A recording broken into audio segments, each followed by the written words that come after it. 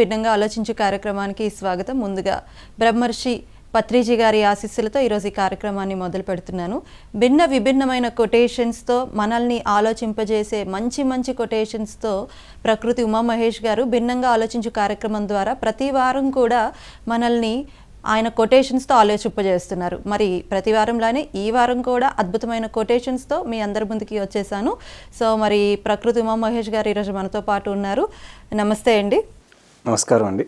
First of all congratulations అండి. ఎందుకంటే మీ quotations అంచెలంచెలుగా వెళ్ళిపోతున్నాయి. ఎవరి స్టేటస్లు చూసినా 10 మందిలో 9 మంది స్టేటస్ల్లో మీ కొటేషన్సే కనిపిస్తున్నాయి. చాలా ఆలోచింపచేసే కొటేషన్స్ అనమాట మీవి. Thank you very much. Actually ఇవన్నీ ఏంటంటే నిత్య జీవితానికి సంబంధించింది కాబట్టి ప్రతి ఒక్కరికి అవసరం కాబట్టి పెట్టుకుంటారు. వాళ్ళు పెట్టుకోవడమే కాదు, ఇంకొకరికి తెలియజేస్తే బాగుంటుంది అని మన వాళ్ళంతా స్టేటస్లో పెట్టుకుంటున్నారు. మన వాళ్ళకి ఏదైనా సరే మంచి దొరికితే వదలరు, అందరికి పంచడం అలవాటు. ఎస్ అవును. ఇప్పుడు మీరు ఎలా పంచుతున్నారో అలా పంచుతున్నారు అందరూ. పంచడం అనేది మనకు పత్రిక గారు మొదటి రోజు నుంచి నేర్పించేసాడు. అవును, వచ్చిందా పంచడం, అది ఏదైనా ధ్యానం పంచాం, జ్ఞానం పంచాం, పుస్తకాలు పంచాం, అన్నీ పంచాం, భోజనం పంచుతున్నాం. సో పంచడం అనేది ఒక మన బ్లడ్లోకి ఎక్కించేశారు సార్. అవును, పైగా పంచబడితే పెంచబడుతుంది కాన్సెప్ట్. సో నిజంగా అది పెరిగిందండి చాలా వరకు. ఓకే, ఈరోజు మరి కొటేషన్స్ మొదలు పెట్టేద్దాం. రహదారి ఉన్నా వెళ్ళడం లేదు అంటే మనకు రహదారి కంటే గోదావరి అంటేనే ఎక్కువ ఇష్టం, అంతేగా మరి. బాగుందండి, డిఫరెంట్గా కూడా థీమ్. ఈ ప్రపంచంలో చాలామందికి దారి తెలియకపోవడం అనే సమస్య లేదు, దారి ఉంది. చాలా సమస్యలు ఉన్నాయని రోజు వచ్చి చాలామంది చెప్తూ ఉంటారు. సరైన సమాధానం ఇస్తాం, బాగుంది. మనం ఏమనుకుంటామంటే చెప్పిన వాళ్ళం రేపు పొద్దునకి మారిపోయి చాలా ఆనందంగా తయారైపోయి ఉంటాం. ఎందుకంటే ఇది ప్రాక్టికల్గా మనం అనుభవించి చెప్పింది. కానీ ఒక వారం తర్వాత మళ్ళీ అదే క్వశ్చన్తో అదే బాధతో మళ్ళీ వస్తుంటారు. అదే బాధతో అదే క్వశ్చన్తో మళ్ళీ వస్తున్నాడంటే అర్థం ఏంటి? దారి ఉంది, దారి చెప్పబడింది, దారి ప్రాక్టికల్ కూడా ఆచరణీయ ఆత్మకం, అంటే ఆచరించదగినదే. ఆచరించలేనిదైతే మనం చెప్పలేము, ఎందుకంటే మనకే తెలియదు. మనమేం వేదాలు చదివిన వాళ్ళం కాదు. ఏదో పెద్ద విషయాలు చెప్పడం, మామూలు విషయాలు, అత్యంత సహజమైన సామాన్యమైన విషయాలే చెప్తున్నాం. అత్యంత సామాన్యమైన దారి చెప్పినప్పుడు కూడా వెళ్ళడం లేదు. చాలా సులభమైన దారి, రహదారి అంటే చాలా సులభము. ఎవరైనా ఈజీగా వెళ్ళిపోవచ్చు రహదారి అంటే. మనం కొండలు ఎక్కి దిగి, కోటలు ఎక్కి దిగి, పూర్వకాలంలో రాజుల్లాగా అలాంటి దారి అయితే కాదు. చాలా ఈజీ. ధ్యానము చాలా ఈజీ, శ్వాస మీద ధ్యాస, అంతకంటే ఈజీ మెదడం ఇంకొకటి లేదు. ప్రకృతిలో గడపడం అంతకంటే ఇంకొకటి ఈజీ లేదు. ఒక మంచి పుస్తకం చదవడం అంతకంటే ఈజీ లేదు. ఈ దారులు పెట్టుకొని కూడా మనం అడుగు వేయట్లేదంటే మనకు ఇంట్రెస్ట్ లేదు. చచ్చిపోదాం అనుకుంటున్నాం, మనం బతకాలని లేదు మనకి. మన బ్రతుకు మీద మనకే ఇంట్రెస్ట్ లేదు. అంటే ఇంట్రెస్ట్ ఉన్నా కొంతమంది ఏంటంటే లేజినెస్, ఏదో కారణాలతో అలా ఎలా చేయాలనే దానికోసమే దారి చెప్పింది. అవును, దారి చెప్పిన తర్వాత కూడా ఒకరోజు వెళ్ళకపోతే ఓకే, 2 రోజులు వెళ్ళకపోతే వారమైనా 10 రోజులైనా ఆ దారిలో మనం వెళ్ళడం లేదు. వాళ్ళకి ఇంట్రెస్ట్ ఉంది కానీ సీరియస్నెస్ లేదు. ఊరికే అడుగుతున్నారు. చాలామంది ఏంటంటే తెలియక చేసే మిస్టేక్ ఏంటంటే ఊరికే అడుగుతారు. అంటే వాళ్ళకి బాధ చెప్పుకోవడం కావాలి, దారి అవసరం లేదు. చెప్పుకోవడానికి వచ్చి మన కోసం చెప్పుకుంటాడు. కళ్ళు తుడిచే వాళ్ళు కావాలి, మళ్ళీ రోజు తుచ్చాలి. ఈరోజు ఏడుస్తారు, మళ్ళీ రేపు వచ్చి ఏడుస్తారు, మళ్ళీ అవతల వెళ్ళి ఏడుస్తారు. ఏడుపు పక్కన పెట్టడానికి దారి ఉంది, దాని పేరు ధ్యానము. రోజుకు 1 గంట 2 గంటలు ధ్యానం చేస్తే మీకు మీరుగా ఎక్కడున్నా ఆనందంగా ఉండగలుగుతారు అని బల్ల గుద్ది మనం అందరం చెప్తూనే ఉన్నాం. బట్ స్టిల్ ఏడుస్తారు, ఎందుకంటే ఏడవడం ఇష్టం. గోదావరి అంటే ఏడిచి చచ్చిపోవడం. అలానే ఓదార్చితే బాగుంటుందని కూడా ఫీలింగ్ ఉంటుంది. ఓదార్పు కావాలి, అంతేగాని మార్పు కాదు, ఓదార్పు. సో ఓదార్పు లక్ష్యంగా జీవించే వాళ్ళు రహదారిలో వెళ్ళరు, ఏడుస్తూనే ఉంటారు. ఇంకా అలాగే ఏడిచి ఒకనొక రోజు చచ్చిపోతారు. వాళ్ళ వల్ల లాభం ఏం లేదు. మనం అలాంటి వాళ్ళకు టైం స్పెండ్ చేయడం వల్ల కూడా లాభం లేదు. మార్పు చెందుదాము. అలాంటి వాళ్ళు ఎవరికైనా 1-2 సార్లు లేక 3 సార్లు చెప్పి ఇంకా తర్వాత ఇంకా వాళ్ళకి గోదావరి పెట్టని మనం కూడా వదిలేయాలి, అంతే. టైం వేస్ట్ అంటారు. ఎవరి దుఃఖాన్ని ఎవరు తీర్చలేరు, కాకపోతే ఒక దారి చూపించగలుగుతారు. ఏళ్ళు పెట్టుకొని నడిపించలేరు. బుద్ధుడు మనల్ని ఏడు పెట్టి నడిపించలేరు. బుద్ధుడు దారి చెప్తాడు, గురువు దారి చెప్తాడు. సాధన చేయాల్సిన చివరి శిష్యుడే. గురువు వచ్చి పక్కన కూర్చోబెట్టి కళ్ళు తుడుచుకుంటూ నీ దుఃఖాన్ని తగ్గిస్తాను, నేనున్నాను కదా, నేనున్నాను అనే కాన్సెప్ట్ రాంగ్. నేను లేను, నువ్వు ఉన్నావు, దారి ఉంది, వెళ్ళు. ప్రతిసారి మనకు నేర్పించింది అదే. సో రహదారి ఉన్నా మనం వెళ్ళట్లేదంటే మనకు ఇంట్రెస్ట్ లేదు. మనకు రహదారి కంటే గోదావరి ఇష్టము. ఎక్కచ్చిగా చెప్పడం, మొహమాటం లేకుండా చెప్పాలంటే మనకి ఇష్టం లేదు. సో చాలా బాగుందండి. నాకైతే ఇది అట్రాక్ట్గా అనిపించింది. రహదారి కంటే గోదావరి అంటే ఇష్టమేమో. మన ఊర్లలో గోదావరి అంటే సూసైడ్ అని అర్థం కాదు. అవును అవును, వెరీ నైస్. సూసైడల్ టెండెన్సీలో ఉన్న people they don't listen to the path. Yes exactly, yeah. నిజంగా ఇష్టం ఉంటే దాంట్లో వెళ్ళాల్సిన అవసరం లేదు, సూసైడ్కి వెళ్ళాల్సిన అవసరం లేదు. అంటే ఆల్రెడీ అప్పటికి వాళ్ళు కంప్లీట్గా అన్ని ట్రయల్స్ వేసి ఉంటారేమో కదా. వేసి ఉన్నా దారి ఉంది, ఇంకా ఉందంట. ఇంకా ఉంది. ఏ దారి ఉన్నా ఏ దారి లేకపోయినా ధ్యానం అనే ఒక దారి ఉంది. ఎస్, ధ్యానం అనే ఒక దారిలో మనం అడుగు వేస్తే మనకు ధ్యానం ద్వారా ఇంకొక దారి దొరుకుతుంది. మన మైండ్ ఖాళీ చేసుకుంటే ఖాళీ చేసుకున్న మనసు ద్వారా ఎక్కడి నుంచో మనకు ఒక దారి దొరుకుతుంది. అది ఎక్కడి నుండి దొరుకుతుందని ఎవరికి ఏం తెలియాల్సిన అవసరం లేదు ఇప్పుడే. కానీ ఒక 2 గంటలో 3 గంటలో 4 గంటలో 6 గంటలో 10 గంటలో ధ్యానం అయితే చేస్తే ఏ దారి లేనప్పుడు కూడా మనకు దారి ఖచ్చితంగా దొరుకుతుంది. అలా దొరికించుకున్న వాళ్ళే కదా ఇప్పుడు బుద్ధుడు 6 సంవత్సరాలు వెతికి ఎస్ దుఃఖానికి కారణం ఇది అని దారి కనుక్కున్నాడు. అలాగే అందరు యోగులు కనుక్కున్నారు. ధ్యానం అనేది మొదటి మరి చివరి దారి. ఏ దారి ఉన్నా లేకపోయినా ఉన్న ఒక ఫైనల్ దారి ధ్యానము. ధ్యానం అయితే ఉంది కదండి. అయినా ధ్యానం చేయడం లేదు అంటే రహదారి ధ్యానం. రహదారిలో దారి చెప్పే అవసరం లేదు, అలా వెళ్తుంటే ఆటోమేటిక్ ఊరు వచ్చేస్తుంది. Best possible way for anything in this world is meditation. అయినా మెడిటేషన్ చేయట్లేదు అంటే ఇష్టం లేదు. గోదావరి అంటే ఇష్టం, మనకి ఏడవడమే ఇష్టం. చాలా చక్కగా చెప్పారండి. మరొక కొటేషన్: దుఃఖానికి కారణాలు ఎన్నైనా ఉండొచ్చేమో కానీ దుఃఖం పొడిగింపబడటానికి ఒకానొక మూల కారణం మనపై మనకు శ్రద్ధ ప్రేమ లేకపోవడమే. చాలామంది ఎందుకు బాధపడుతున్నావు అంటే కారణాలు చాలా చెప్తారు, చాలా వ్యాలిడ్ రీజన్స్. నాకు అప్పులు అయ్యాయి కాబట్టి నేను ఏడుస్తున్నాను. వెరీ గుడ్, అప్పులు కాకుండా ఉండవు. ఒక వ్యాపారం చేసినప్పుడు అటు ఇటుగా అవుతుంటుంది, లేకుంటే ఏదో కారణాల వల్ల అప్పులు అవుతుంటాయి. డబ్బు సమస్య అనేది వస్తుంటుంది. డబ్బు సమస్య లేకుండా సంపూర్తి 100% రిచ్ పర్సన్స్ ఎవరూ లేరు ఇక్కడ. అలాగే జీవితంలో ఎన్నో రకాల సమస్యలు వస్తుంటాయి. ఒక వ్యక్తి జీవితంలో నుంచి వెళ్ళిపోవడము, లేకుంటే డబ్బు సమస్య కానీ, జీవితంలో నుంచి ఒక వ్యక్తి వెళ్ళిపోవడం వల్ల వచ్చిన సమస్య కానీ, ఒకరు వదిలేయడం వల్ల వచ్చిన సమస్య కానీ, దానివల్ల ఆ రోజు దుఃఖం వచ్చింది. ఆ రోజు దుఃఖం వచ్చింది, ఆ రోజు నుంచి అది రోజు ఉందా?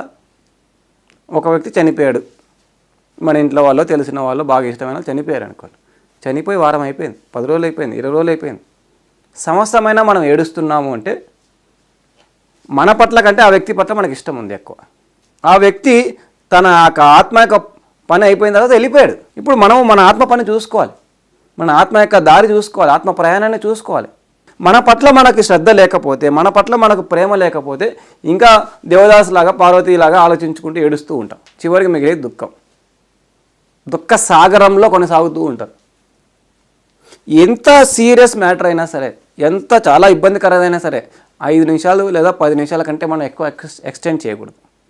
ఎక్కువ ఎక్స్టెండ్ చేస్తున్నామంటే మన మీద మనకు ఇంట్రెస్ట్ లేనట్టు. ఎందుకంటే ఈ దుఃఖంలో కొనసాగుతూ ఉంటే శక్తి విహీనంగా తయారవుతూ పోతాం. ఏమీ చేయలేం, వ్యాపారం చేయలేం, సంసారం చేయలేం, ఉద్యోగం చేయలేం, ఏది చేయలేం, ధ్యానంలో కూర్చుంటే కూడా చేయలేం. సో దుఃఖము లేకుంటే కష్టాలు నష్టాలు రావడం సహజమే, కానీ ఎక్స్టెన్షన్కి మూల కారణం మనమే. మన భవిష్యత్తు పైన, మన జీవితం పైన మనకి ఇంట్రెస్ట్ లేకపోవడం. ఇంట్రెస్ట్ ఉంటే ఆ దుఃఖాన్ని పక్కన పెట్టి ఇందాక అనుకున్నట్టు ఒక రహదారిలో వెళ్ళడం మొదలు పెడతాం, ధ్యానం చేయడం మొదలు పెడతాం, ప్రకృతిలోకి వెళ్ళడం మొదలు పెడతాం, మంచి పుస్తకాలు చదవడం మొదలు పెడతాం, మంచి జ్ఞానానికి సంబంధించిన క్లాసులు అటెండ్ కావడం మొదలు పెడతాం, మనల్ని మనం మార్చుకోవడానికి మొదలు పెడతాం. మన పైన మనకు శ్రద్ధ ఉంటే, మన పైన మనకు ప్రేమ ఉంటే, మన పైన కూడా మనకు ఇంట్రెస్ట్ పోయింది, ఏమన్నా జీవితం ఇలా గడిపేద్దాం ఏడుస్తూ. ఏడుపులు మామూలు వస్తూ ఉంటాయి, ఏడుస్తూనే ఉంటాం. అంటే స్వీయ శ్రద్ధ అనేది చాలా ఇంపార్టెంట్. మన పైన మనకు శ్రద్ధ ఉండడం, మన ప్రేమ పైన మనకు అంటే మన పైన మనకు ప్రేమ కలిగి ఉండడం. పార్వతీ పైన ప్రేమ ఉండడం వల్ల వచ్చిన లాభం ఏం లేదు. పార్వతీ పైన ప్రేమ అంటే పార్వతి ఉంటుందో తెలియదు, ఎప్పుడు పోతుందో తెలియదు, ఎవరికి తెలుసు. ఎంత జీవితకాలం ఒక వ్యక్తి మనతో ఉంటా అనుకున్నా మరణం అయితే ఇద్దరిని విడదీస్తుంది కదా. చివరి వరకు మనతో ఉండేది మనం మాత్రమే, అంతే. మిగతా వాళ్ళంతా కో ప్యాసింజర్స్. కలుస్తూ ఉంటారు, వస్తూ ఉంటారు, పోతూ ఉంటారు. అది ఏదైనా డబ్బులైనా, వస్తువులైనా, ఇల్లైనా, ఏదైనా సరే సంపూర్తిగా మనతో ఉండేది కాదు. కాబట్టి అన్నిటికంటే ఎక్కువ శ్రద్ధ మనం మన పైన పెట్టాలి. అది స్వార్థము కాదు, సెల్ఫ్ కేర్ అనుకోవచ్చు. మనల్ని మనం కేర్ తీసుకోవడం, మనల్ని మనం ప్రేమించుకోవడం. మనల్ని ప్రేమించుకొని మనం శక్తివంతంగా ఉంటే కదా ఇంకొకరిని ప్రేమించగలిగేది. తనని తాను ప్రేమించలేని వాడు ఇంకొకరిని ఏం ప్రేమిస్తాడు? తాను కేర్ తీసుకోలేని వాడు ఇంకొకరిని ఏం కేర్ తీసుకుంటాడు, అనుకుంటుంటాడు ఇంకొకరిని కేర్ తీసుకుంటాను, వాళ్ళని కేర్ తీసుకోవడం వల్ల నేను ఎలా అయిపోయాను. అలా కాదు, నిన్ను నువ్వు కేర్ తీసుకోవడం వల్ల ఇలా అయిపోయాను. ఇంకొకరిని కేర్ తీసుకోవడం అనేది కుదరదు. మనల్ని మనం కేర్ తీసుకోనప్పుడు ఒకరోజు 2 రోజులు తీసుకోగలుగుతాం ఇంకొకరిని కేర్, ఆ తర్వాత కింద పడిపోతాం. ఎందుకంటే శక్తి ఎక్కడ ఉంటుంది? మనల్ని మనం రెగ్యులర్గా కేర్ తీసుకుంటే, మనపై మనం శ్రద్ధ పెడితే, మనల్ని మనం ప్రేమించుకుంటే మనకు ఎప్పుడు శక్తి పెరుగుతూ ఉంటుంది, ఆనందం పెరుగుతూ ఉంటుంది, ఆత్మవిశ్వాసం పెరుగుతుంది. తద్వారా ఇంకొకరిని మనం కేర్ తీసుకుంటాం జీవితకాలం, లైఫ్ లాంగ్. సెల్ఫ్ కేర్ లేనివాడు, సెల్ఫ్ లవ్ లేనివాడు ఈ ప్రపంచాన్ని ఏం ఉద్ధరించలేడు. It is not possible. అందుకే భగవద్గీతలో శ్రీకృష్ణుడు కూడా చెప్పాడు, ఉద్ధరేదాత్మను ఆత్మానం. అంటే ముందు ఫస్ట్ ఎవరినాలను ఉద్ధరించుకోవాలి. తాను ఉద్ధరించలేని వాడు ప్రపంచాన్ని ఏమి ఉద్ధరిస్తాడు? కరెక్ట్. ఓవర్ఫ్లో అనేది జరగాలి. అంటే ఇక్కడ చాలా ఎక్కువ ఉంది, ఇక్కడ నుండి అక్కడ పంచడం అనేది జరగాలి. పంచడం అనేది ఎప్పుడైనా సాధ్యమే, త్యాగం సాధ్యం కాదు ఎప్పుడు. త్యాగం అంటే ఇక్కడ కూలిపోవడం, అక్కడ ఇవ్వడం. ఎన్ని రోజులు ఇస్తాం త్యాగం? 2 రోజులు 3 రోజులు, ఆ తర్వాత అయిపోతుంది, ఎండ్. కొవ్వొత్తిలాగా అందుకే జీవించడానికి లేదు. మనము ఒక సూర్యుడిలాగా జీవించాలి. సూర్యుడు ఎప్పుడు వెలుగుతూనే ఉంటాడు, కరెక్ట్, వెలుగుతూ వెలిగిస్తుంటాడు, అంతేగాని ఆరిపోతూ వెలిగించాడు, అంతే కదా సార్. కరిగిపోతూ వెలిగించాడు. ఆయన ఆరిపోతే డెఫినెట్గా వెలుగు అక్కడి నుంచి మనకి రాదు, అయిపోయింది.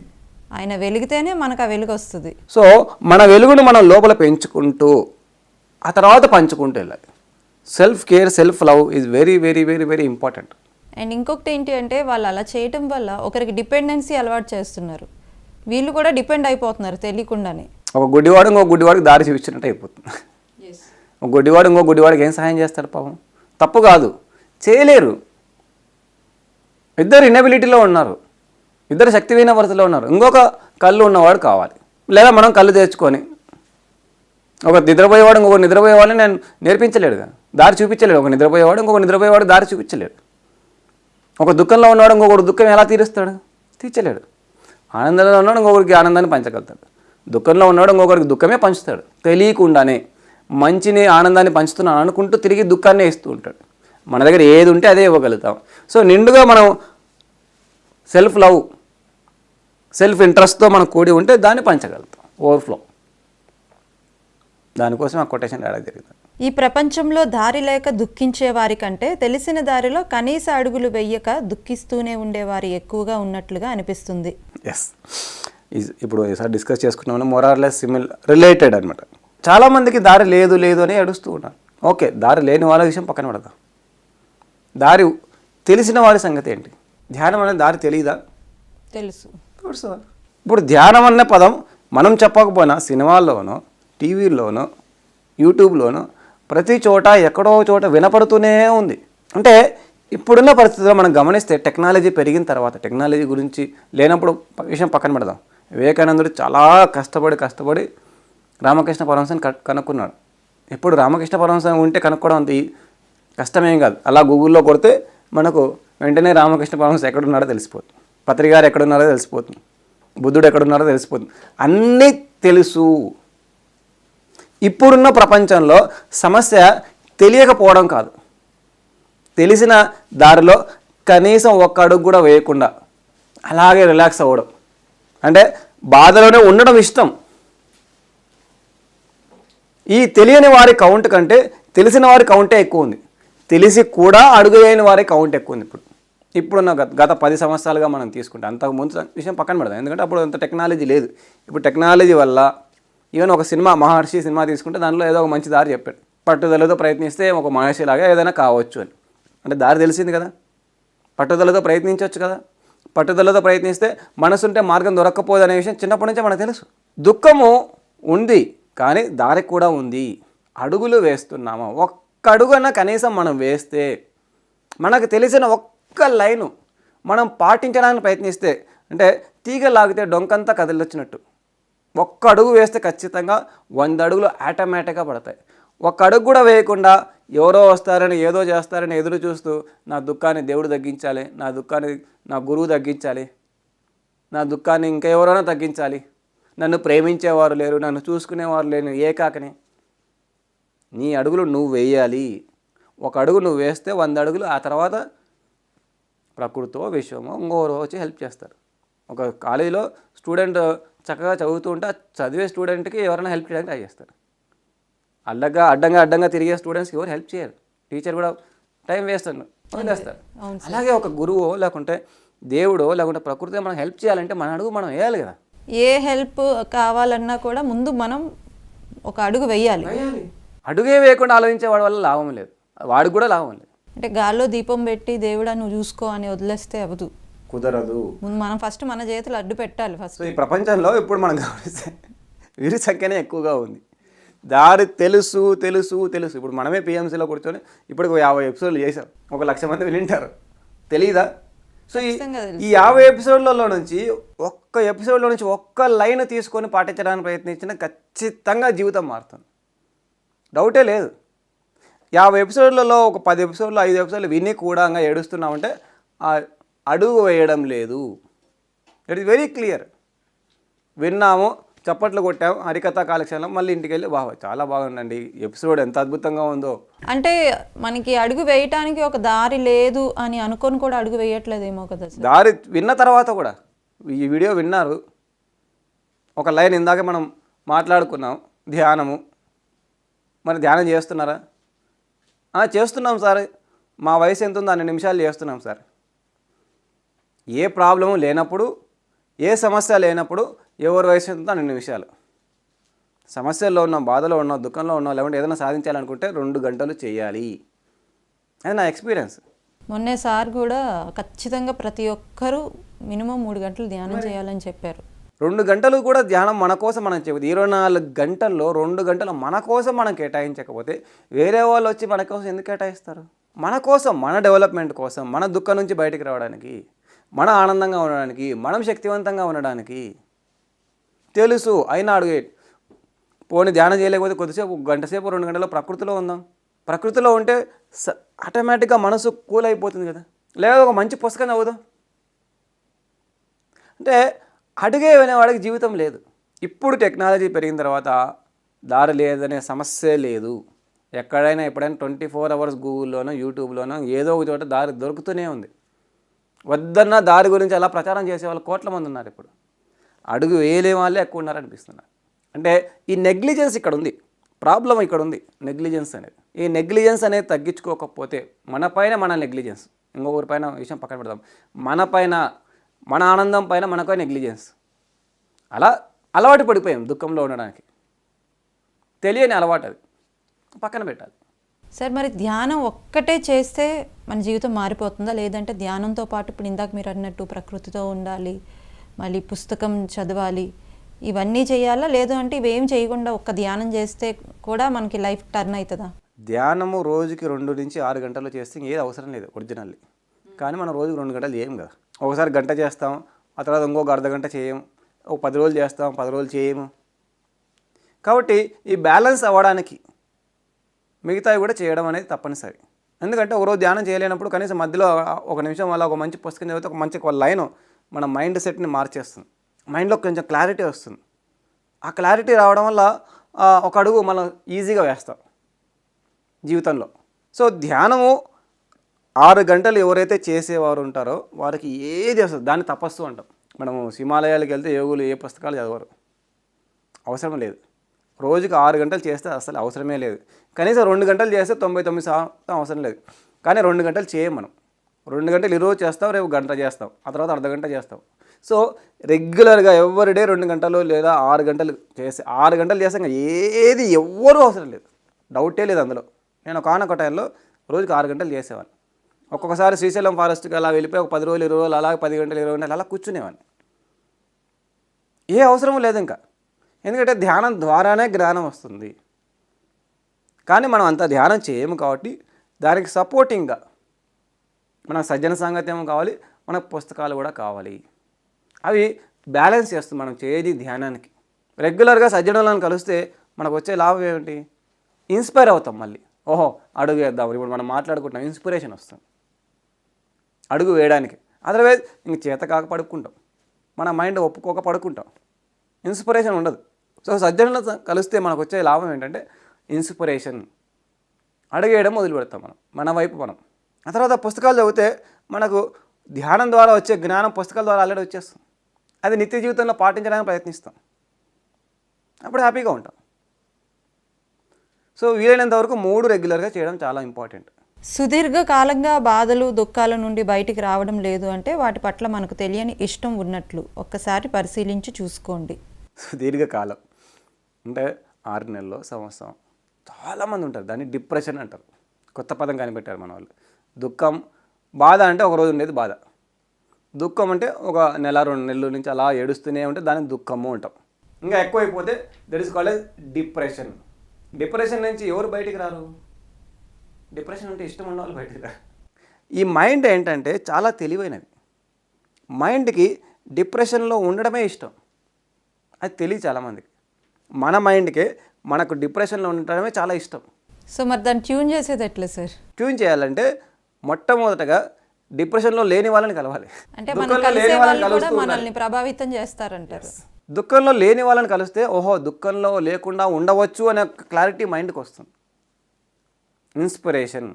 అంటే అంతకు ముందు వాళ్ళు కూడా ఎవరైతే హ్యాపీగా ఉన్నారో వాళ్ళ మైండ్ సెట్ కూడా దుఃఖానికి ఇష్టపడే ఉంటుంది కదా సార్. అంటే ప్రతి ఒక్కరి మైండ్ దుఃఖంలో ఉండడానికి ఇష్టపడుతుంది అంటారా? లేదు అంటే అలా కాకుండా కొంతమంది సుదీర్ఘకాలంలో, సుదీర్ఘకాలం అంటే అందుకే సుదీర్ఘం అనే పదం వాడ. ఒక 3 నెలల నుంచి 6 నెలలు అలాగే దుఃఖంలో ఉన్నామంటే తెలియకుండా అభిమానులాగా మన మైండ్ యొక్క చక్రంలో పద్మవ్యూహంలో మనమే ఇరుక్కుపోయామని అర్థం. విస్కస్ సర్కిల్ అంటారు ఇంగ్లీష్లో. అంటే ఇరుక్కుపోయి అక్కడక్కడే తిరుగుతూ ఉన్నాం. సో మైండ్ కూడా అది అలవాటు పడిపోయింది.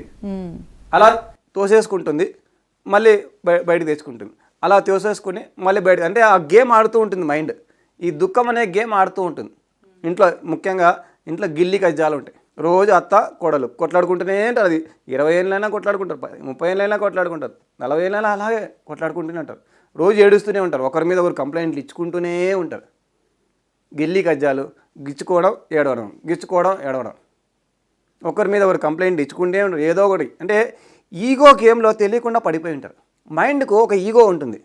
తను కరెక్టు, అవతలవాడు తప్పు, నేను కరెక్టు, అవతలవాడు తప్పు అని నిరూపించుకుంటూనే ఉంటుంది.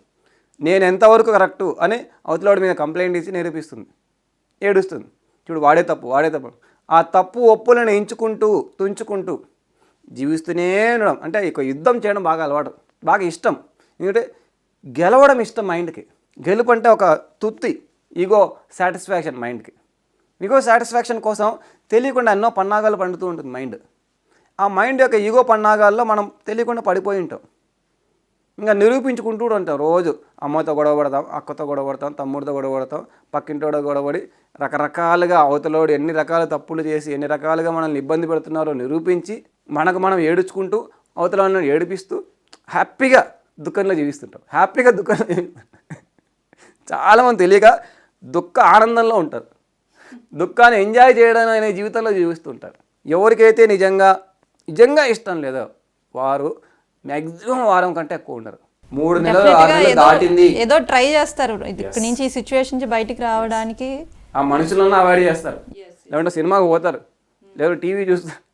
ఏదో ఒక రకంగా అవాయిడ్ చేసి దారి ఎత్తుక్కొని పోతారు. 3 నెలలు 6 నెలలు దాటింది, సుదీర్ఘకాలంలో ఉన్నామంటే ఎంజాయ్ చేస్తున్నాం. We are enjoying our own suffering. But ఒకసారి గుర్తుంచుకోవాలి, మనం గమనించి బయటికి రావాలి. డీవియేట్ అవడానికి ట్రయల్స్ అయితే చేయొచ్చు. 6 నెలలైనా చేయట్లేదంటే ఎంజాయ్ చేస్తున్నాం. డెఫినెట్గా సార్. చాలామందికి డల్గా ఉన్నా, ఏదో అప్సెట్గా ఉన్నా కూడా చాలామంది మ్యూజిక్ వింటారు, డాన్స్ చేస్తారు. సో ఈ కేటగిరీ ఉన్నారు. కొంతమంది ఏంటంటే లోన్లీగా ఒక్క రూమ్లోనే ఉండిపోయి వాళ్ళతో వాళ్ళు ఉండిపోతూ ఉంటారు. అంటే డీవియేట్ అయ్యే మనకి ఇక్కడ చాలా ఉన్నాయి, మనం కూడా సజెస్ట్ చేస్తూ ఉంటాం. ఇక్కడ మ్యూజిక్ విను డీవియేట్ అవుతావు, డాన్స్ చేయి డీవియేట్ అవుతావు. సో కానీ వాళ్ళు అది ఇష్టపడరు, ఆ డిప్రెషన్నే ఇష్టపడుతూ ఉంటారు. నాకున్న దుఃఖం ఎవరు తెలుసు, నీకు తెలుసా నా బాధ? అవును, నా బాధ నీకు తెలుసా? నా బాధ చాలా స్పెషల్. నాకున్న బాధలు ఎవరికి లేవు. నువ్వు నా కష్టంలో ఉంటే నీకు తెలిసేది. మనం ఏదైనా చెప్తే డెఫినెట్గా ఇవే డైలాగ్స్ వస్తాయి. నేను కూడా చెప్పేవాడిని, నేను కూడా ఒకనొక టైంలో చెప్పిన వాడిని కాబట్టి నాకు ఆ డైలాగులు బాగా గుర్తున్నాయి. నాకున్న బాధ ఎవడికి లేదు ఈ ప్రపంచంలో. నన్ను బాధ పెట్టినట్టు ఎవడు బాధ పెట్టట్లేదు.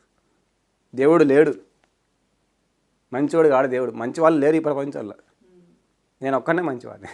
సో దుఃఖం అనే ఒక చక్రంలో పడిపోయారు. చట్రం, పద్మవ్యూహం. అది ఇష్టం దానికి, అంటే మైండ్కి ఇష్టం. మన అంతరాత్మకి ఇష్టం లేదు. ఇక్కడ 2 ఉన్నాయి, మన ఆత్మ, మన మైండ్.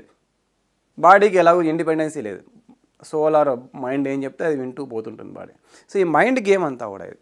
సో సుదీర్ఘకాలంగా ఉన్నారు అంటే దయచేసి ఒక ప్రయత్నం చేయండి. ధ్యానం దగ్గరికి వెళ్ళండి, పిరమిడ్కి వెళ్ళండి, ఏదైనా ఎక్కడో చోటుకి వెళ్ళి బయటికి రావాలి.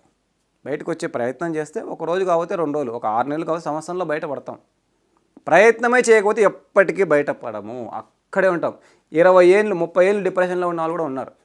ఏడ్చుకుంటూనే రోజు సూసైడ్ అయినప్పుడు చేస్తూ ఉంటారు. వాళ్ళు చావరు కానీ అటెంప్ట్ చేస్తూ ఉంటారు. ఏడుస్తూ అటెంప్ట్ చేయడం ఏం లాభం లేదు.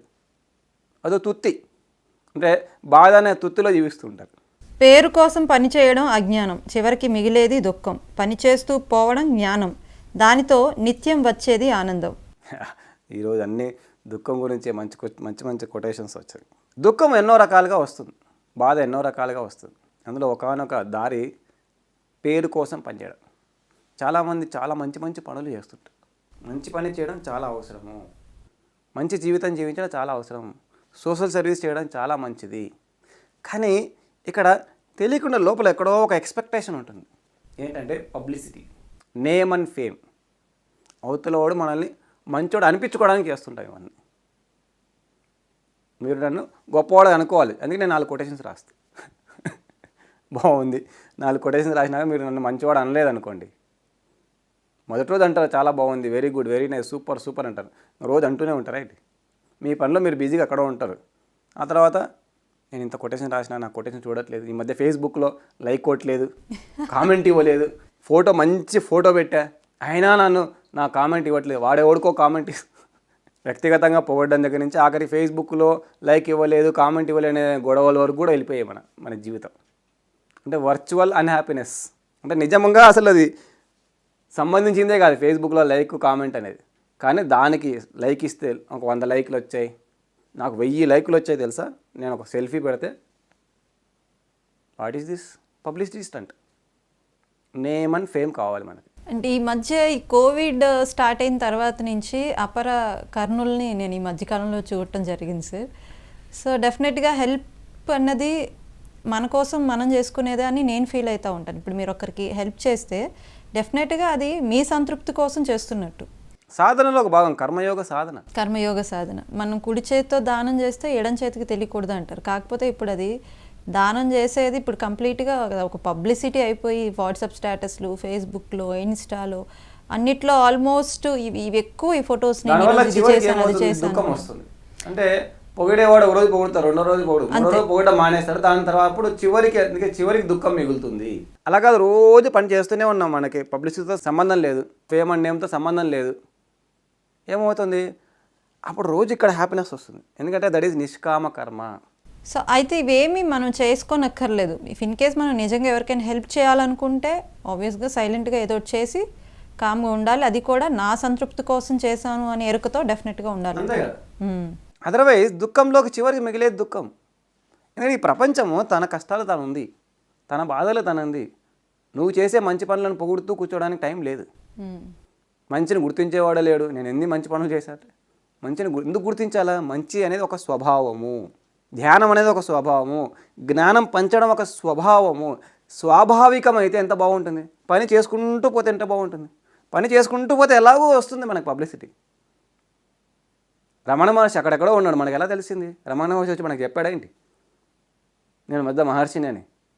ఆటోమేటిక్గా తెలిసింది ఆయన యొక్క ఆయన చేసిన విధానం వల్ల, ఆయన జీవన విధానం వల్ల. సహజము. షిరిడి సాయిబాబా అక్కడెక్కడో ఉన్నాడు. షిరిడి ఎక్కడ? హైదరాబాద్ ఎక్కడ? కర్నూలు ఎక్కడ షిరిడి సాయిబాబా? ఎక్కడ తెలిసింది? ఏ టెక్నాలజీ లేని కాలంలోనే అంత పబ్లిసిటీ ఆయనకి ఎలా వచ్చింది? ఆయన యొక్క జీవన విధానము, ఆయన చేసిన యోగము, వివేకానందుడు. సో మన గొప్ప వాళ్ళని చూస్తే వాళ్ళు ఎవరు ప్రత్యేకించి పబ్లిసిటీలోకి వెళ్ళలేదు. ఎగ్జాక్ట్లీ సార్, చాలా మంచి పాయింట్ చెప్పారు. టెక్నాలజీ లేని టైంలోనే అంత బాగా తెలిసింది. వందల వేల కిలోమీటర్లకు తెలిసిపోయింది వాళ్ళ యొక్క గొప్పతనం. సాయిబాబా గొప్పతనం ఎక్కడెక్కడికో వెళ్ళిపోయింది, వివేకానంద గొప్పతనం ఎక్కడెక్కడికో వెళ్ళిపోయింది. బుద్ధుడు అప్పుడెప్పుడో కొన్ని వేల సంవత్సరాల క్రితం ఉంటే ఇప్పటికీ మనం ఆయన గురించి మాట్లాడుకుంటూనే ఉన్నాం. ఎలా తెలిసింది? వాళ్ళు చేసే పని మీద దృష్టి పెట్టడం వల్ల. పబ్లిసిటీ మీద దృష్టి కాదు. పబ్లిసిటీ మీద దృష్టి పెడితే దుఃఖము చివరికి. పబ్లిసిటీ రావచ్చాము, ఈరోజు 100 మంది చప్పట్లు కొడతారు, మన లైక్లు ఒక 100 కనబడతాయి, కానీ లాభం లేదు. మనకు లోపల లాభం లేదు, బయట లాభం కనబడవచ్చు, లోపల చివరికి దుఃఖంలోకి అడుగు పెట్టేస్తాం. సో ఏ పని చేసినా చేస్తూ వెళ్ళడంలో శ్రీకృష్ణుడు చెప్పినట్టు నిష్కామ కర్మ is the best way of living. పని చేయాలంటే నిష్కామ కర్మతోనే చేయాలి, నిష్కామంగానే చేయాలి. అదర్వైజ్ డెవలప్మెంట్ ఉండదు. బయట ఫిజికల్గా డెవలప్మెంట్ కనబడుతుంది, బట్ అది దానివల్ల లాభం లేదు, ఆనందం రాదు. నిత్యము ఆనందం కావాలా, నిష్కామ కర్మ తప్పనిసరి. రైట్ సార్, చాలా చాలా చాలా బాగా ఎక్స్ప్లెయిన్ చేశారు. సో నాకు కూడా చాలా విషయాలు తెలిసాయి మీతో మాట్లాడటం వల్ల. Thank you very much PMC ప్రేక్షకులకు, పిఎంసి మేనేజ్మెంట్కు, మన గురువు గారైన బ్రహ్మర్షి పితామహ పత్రిజీ గారికి. సో చూసారు కదా, ఇది ఇవాల్టి భిన్నంగా ఆలోచించు కార్యక్రమం. మరొక కార్యక్రమంలో మళ్ళీ కలుసుకుందాం. అంతవరకు సెలవు.